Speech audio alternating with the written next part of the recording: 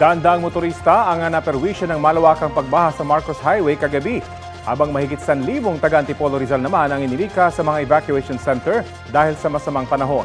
Balita hatid ni James Agustin.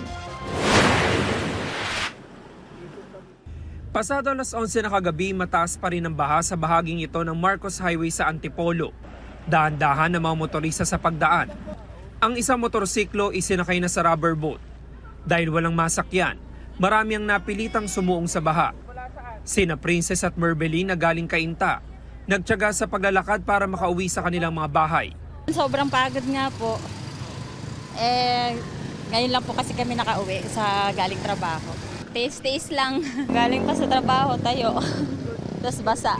Si Leo naman, 4 na oras ang itinutulak ang kanyang motorsiklo.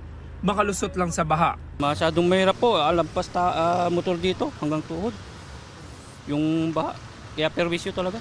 Ang taksing minamaneho ni Mar, mahigit 16 na oras na nakaparada sa Marcos Highway. Hinihintay kasi niyang humupa ang tubig sa kanilang garahe. Nung maaga kasi hindi pa masyadong nag-uumpisa pa lang tumaas. Kaya nakadaan pa ako rito. Naka-U-turn pa nga ako eh.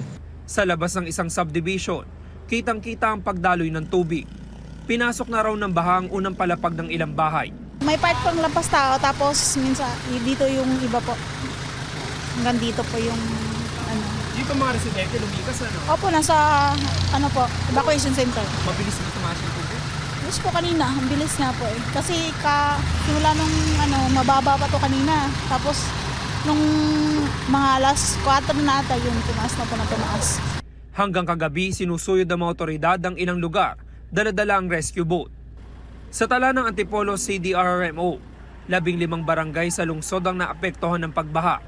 Umabot naman sa 250 families, katumbas sa mahigit 1,100 individuals ang inilika sa 24 evacuation centers.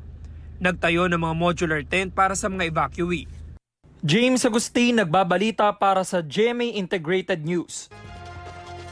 Kapuso, alamin ang maiinit na balita. Bisitahin at mag-subscribe sa GMA Integrated News sa YouTube. Sa mga kapuso abroad, samahan nyo kami sa GMA Pinoy TV at sa www.gmanews.tv.